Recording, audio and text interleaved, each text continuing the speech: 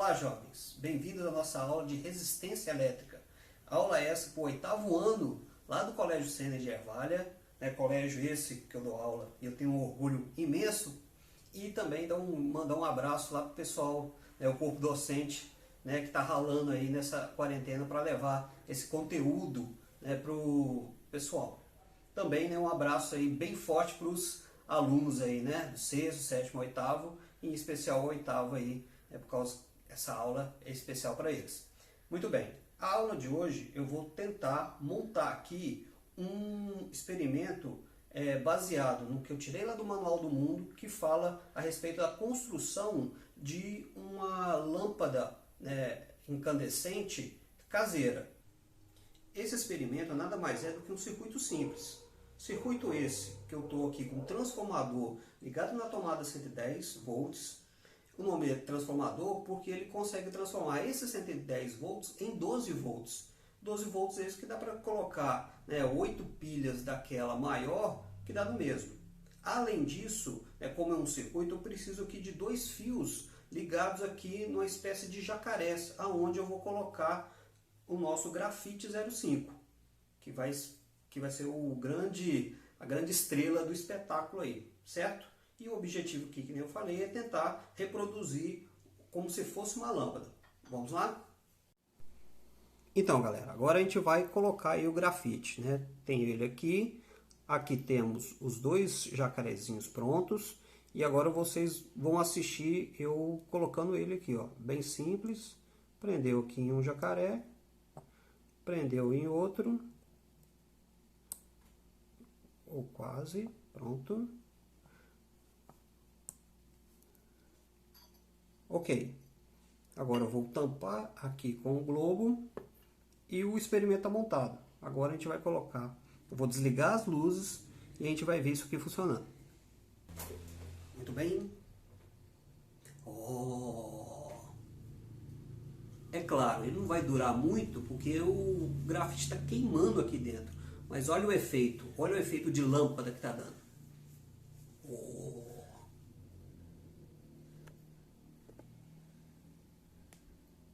Queimou, acabou.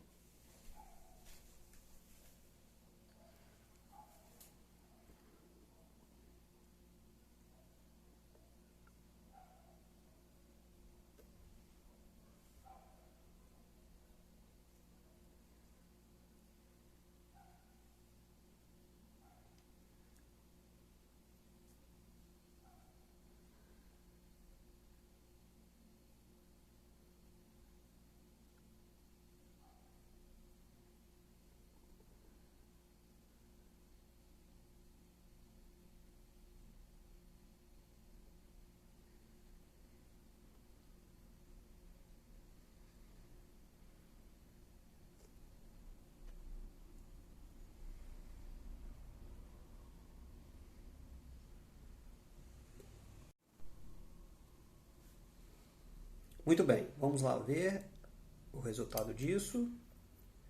Como esperado, o grafite queimou a tal ponto de romper aqui a ligação, e com isso você corta a corrente. Cortou aqui a corrente, acabou o efeito. Certo? Agora a gente vai para a nossa parte teórica. Muito bem, vamos agora para a nossa segunda parte da aula, depois de todo esse experimento feito. Vou mostrar aqui o conteúdo agora envolvendo toda a resistência elétrica. E vocês devem estar se perguntando aí, por que o grafite aí conduziu eletricidade se ele é feito praticamente de molécula de carbono? A gente sabe que metais conduzem eletricidade e são utilizados para esse tipo de função. Mas e o grafite? Por quê? O grafite ele tem aqui moléculas de carbono organizadas de tal maneira que deixa os elétrons passarem. É claro, esses elétrons vão ter uma certa dificuldade para passar entre essas moléculas.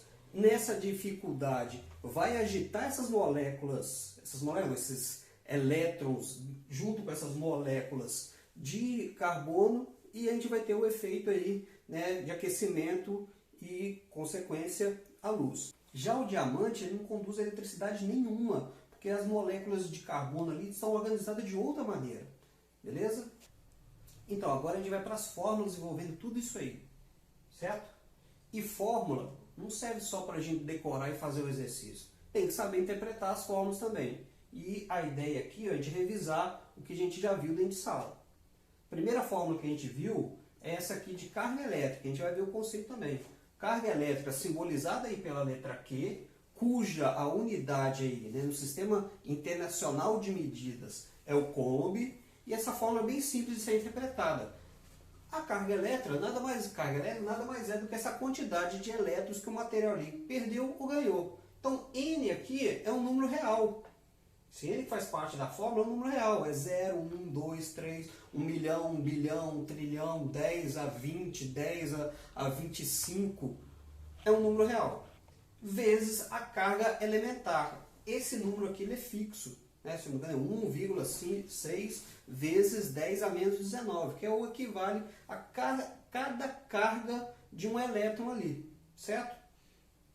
Ah, professor, então como que ele vai ficar positivo e como que ele vai ficar negativo esse material? Se ele ganhou elétron, aqui, ele vai ficar negativo. Se ele perdeu o elétron, ele vai ficar positivo, certo?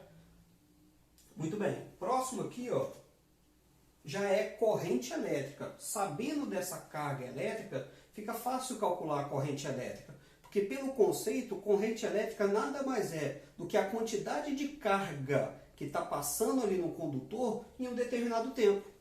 Ela é simbolizada pela letra I na fórmula e tem como unidade, professor, poderia ser aqui Coulomb por segundo? Até poderia, mas na unidade internacional de medidas, pelo fato aqui, ó, de ser, né, em homenagem a um cientista que fez toda essa descoberta, a gente tem aqui o ampere. O sobrenome dele tinha ampere, colocaram aqui como ampere. Mas nada que dificulta aí, né, a fórmula. Então, de novo, corrente elétrica é igual a essa carga elétrica ali sendo conduzida num material, num condutor, sobre o tempo. Certo? Vamos lá. E aqui é a nossa estrela do show aí, né? Resistência elétrica, que tem a ver com o nosso experimento. Resistência elétrica, vamos para a interpretação aí. Primeiro, simbolizado pela letra R maiúscula aqui, tem como unidade de medida essa letra grega, né, o ômega aqui, que a gente chama de ohm, né? Tem lá, sei lá, 10 ohm, 11 ohm, 12 ohm, que significa o valor de resistência. Mas o que é essa resistência? Nada mais é agora, né? A gente tem o U aqui, ó, que simboliza a tensão elétrica, que é medida em volts, certo? Essa tensão também ela é da onde está gerando aquela quantidade de elétrons que está doida para se livrar dali, certo? E dividido pela corrente. Então, é essa tensão dividida pela corrente que a gente tem a resistência. E para finalizar, a gente tem a potência elétrica. Potência elétrica, também com esse símbolo aqui, né, desse P, né, com esse OT aqui minúsculo, e a unidade é o watts. Onde a fórmula potência é igual à energia que aquele eletrodoméstico, aquele equipamento, ele gasta sobre o tempo. Se você tem um equipamento que está consumindo muita energia em pouco tempo, significa que a potência daquele eletrodoméstico, daquele aparelho, ela é alta. Certo? Então vamos aqui para a nossa estrela, que nem eu falei, de todo o espetáculo, que é a resistência, onde eu vou focar mais a explicação nessa forma. Então vamos lá, voltando aqui. Resistência, então, é essa tensão elétrica medida em volts dividido pela corrente. Certo? O que a gente pode interpretar dessa fórmula aí? Ó? Que, já que é tudo envolvendo corrente, a gente pode interpretar o seguinte: para uma mesma tensão, imagina que a gente não vai variar a tensão. Sei lá, se está ligado na tomada, vai ser ali os seus 110 volts. Mas, se a gente alterar aqui, ó, quanto maior a corrente, menor vai ser a resistência. Isso aqui é uma relação, né, de proporção matemática. E o inverso também é verdadeiro, que é onde a gente quer. Quanto menor é a corrente, quanto mais ela for dificultada, maior vai ser a resistência. Certo? que é o que eu acabei de falar, é o interessante para a gente aqui. E eu adoro também essa imagem aqui, que ela traz justamente essa interpretação. Vamos lá, olha só o que a gente tem aqui. Ó. A gente tem a tensão medida em volt, que é o gerador ali doido para liberar esses elétrons, doido para empurrar esses elétrons para frente. A corrente, que são os próprios elétrons, e olha quem está dificultando tudo isso. A resistência. Olha só, nessa imagem, a corrente, né, em ampere, querendo passar ali pelo condutor, mas como a resistência ali é forte, não está deixando. É isso que gera aí vários tipos de efeitos que a gente vai ver também agora. Antes disso, a gente vai ver aqui como que a gente faz para alterar essa corrente para a gente poder trabalhar essa resistência. Tem duas maneiras de fazer isso. A primeira é você modificando a espessura ali do condutor. Quanto menor a espessura, maior vai ser a dificuldade de passar, ou seja, maior vai ser a resistência. Se você está ali, ó, por que eu estou falando isso? O grafite que a gente usou, ele é fininho. Então, com uma espessura muito pequena, os elétrons ali vão ter a dificuldade para passar naquele material e, consequentemente, a resistência vai ser alta. Tanto é que ele chegou a queimar e produziu a luz que a gente esperava. Outra maneira também de alterar essa corrente elétrica é através do comprimento ali daquele material. Ou seja, quanto maior o comprimento, maior vai ser a dificuldade para passar a resistência, ou passar aquela corrente, e consequentemente maior vai ser a resistência.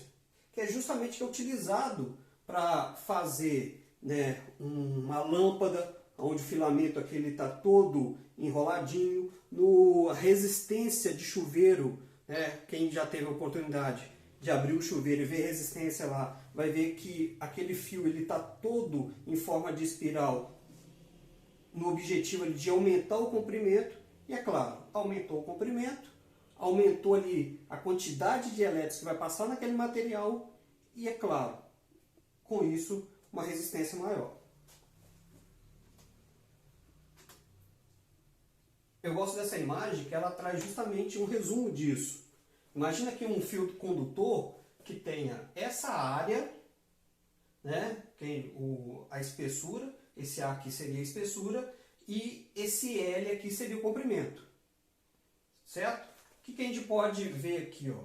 Que num determinado comprimento e determinado espessura e determinado comprimento, se você simplesmente dobrar o comprimento sem alterar a espessura, pela fórmula, você vai ter uma resistência 2 vezes maior.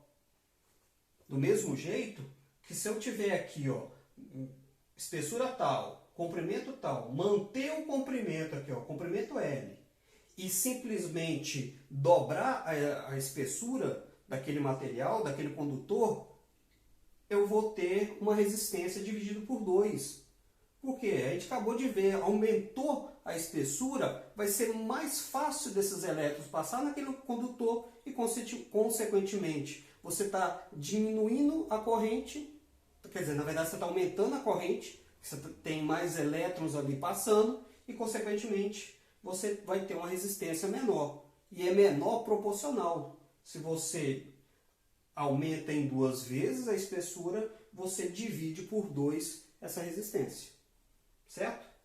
E aqui mostrando, para finalizar, está tão ligado essa relação de proporção, que agora, mantendo, ó, a gente tem aqui a espessura, tem o comprimento, o que eu fiz? Eu dupliquei a espessura e dupliquei o comprimento. Qual que é o resultado? A mesma resistência. Porque se a espessura ela diminui a resistência, mas o comprimento aumenta e é proporcional, se eu aumentar 2 vezes a espessura e 2 vezes o comprimento, eu vou ter a mesma resistência. Certo? Muito bem. Vamos aí agora para os efeitos práticos de tudo isso. Primeiro, o efeito Joule, né? que diz respeito ao seguinte: a passagem dos elétrons no interior de um material provoca o aumento da agitação dos átomos daquele material. Isso é o aquecimento. Foi o que a gente viu aqui e que é amplamente utilizado aí, ó, né, para fazer aquecedor, chuveiro elétrico, né, aqui, ó, ferro de passar, secador de cabelo. Tudo isso utiliza uma resistência que ela vai ter ali, né, sua corrente alterada para promover ali, né, um aquecimento do condutor e ser utilizado aí nesse tipo de equipamento. Certo? E é claro, a consequência desse efeito Joule é o efeito luminoso, que é justamente aqui, ó, o que a gente quer. Né? Quando uma corrente elétrica passa por um filamento ou até mesmo um gás rarefeito em um dispositivo eletrônico, em algumas situações pode gerar luz. Né? Você passou aqui corrente elétrica nesse material que de uma lâmpada incandescente, lâmpada essa, né, que a gente não encontra mais para comprar, hoje em dia é só LED e aquelas fluorescentes, é claro, isso aqui gasta muito e tem uma durabilidade muito baixa em relação às outras, né? Aqui tem esse filamento que passa a corrente, ele aquece e ilumina. Ah, professor, mas eu vi aqui que tem um gás. Sim, a lâmpada fluorescente ela não tem filamento dela. Ela tem um gás cuja os elétrons passam por dentro daquele tubo, né, fluorescente, e isso promove o aquecimento daquele gás e a projeção de luz. Certo? Eu coloquei aqui a foto de um tungstênio, que é justamente o metal aqui, ó, que a gente encontra na tabela periódica, simbolizado aqui pela letra W, que é ele o metal que é utilizado aí na indústria para poder fazer esse tipo de filamento e ele ser utilizado na lâmpada fluorescente, ó, na lâmpada incandescente. É claro, o gás, essa lâmpada incandescente, o ar que está aqui dentro, ele tem menos oxigênio. Apesar da pressão ser igual à pressão atmosférica, aqui tem menos oxigênio. É claro. Por que isso? Porque se tem menos oxigênio, a queima do material aqui ela é mais demorada, o que faz ele durar mais. Muito bem, e para finalizar tudo, a gente tem o efeito magnético, que aqui agora é envolvendo o circuito elétrico. Quando você passa aqui, ó, em um fio metálico, quando percorrido por uma corrente elétrica, adquire propriedades magnéticas. Esse efeito possibilitou o desenvolvimento do eletroímã, que é amplamente utilizado em fechaduras magnéticas. Aqui um exemplo de criação de um eletroímã, onde a gente tem um fio aqui, ó, enrolado num prego, ligado aqui numa tensão, num gerador de corrente elétrica, e ele ganha a propriedade magnética, podendo aí, né, você até mesmo coletar clips aí, né, de papel. Isso aqui eu acho que a gente pode até mais para frente poder fazer um experimento desse também. E que nem está falando aqui no texto, é utilizado aí para fechadura magnética. Isso aqui a gente encontra bastante em portões de prédios, onde só liga e desliga ali, né, lá no botãozinho você tem essa magnetização e desmagnetização. E para finalizar, todo mundo já deve ter visto aqui, né, em desenho, em filme, aqueles ímãs gigantes que são utilizados para poder fazer coleta de ferro velho, que simplesmente é um pedaço enorme de metal que está passando corrente elétrica nele e ele está ganhando a propriedade de eletroímã. Certo? Com isso a gente finaliza e é claro, tem que deixar o recado aí de tudo isso que a gente fez aqui, ó, não tentar fazer em casa. Beleza? Finalizou. Não saia daí que a gente vai ter um pós-crédito aqui, que nem filme da Marvel, vai ter um pós-crédito aí também. Beleza? Valeu, até mais.